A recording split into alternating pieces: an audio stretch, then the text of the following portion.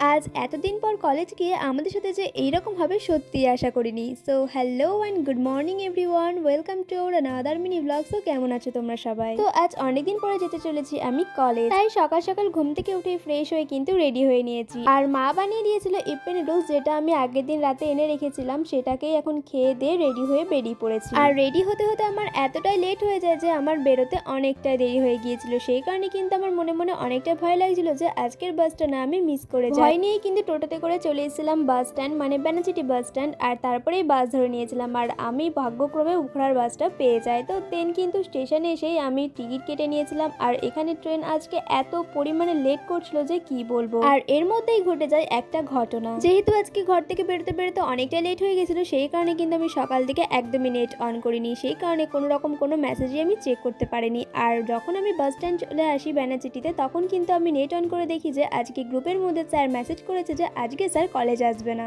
আর এই মেসেজটা দেখার পরে তো আমার আর আমার ফ্রেন্ডের দুজনেরই কিন্তু এতদিন পরে কলেজ যাওয়ার পুরো মুডটাই নষ্ট হয়ে যায়। সব থেকে ফানি তো ছিল যে আমি আর আমার একটা ফ্রেন্ড জানতাম যে স্যার কলেজ আসবে না, কিন্তু আর একটা ফ্রেন্ড জানতো না। আজকে আজকে আমাদের ক্লাসে টিচার আসবে না। দাঁড়া দাঁড়া দাঁড়া, হ্যাঁ আসবে না স্যার।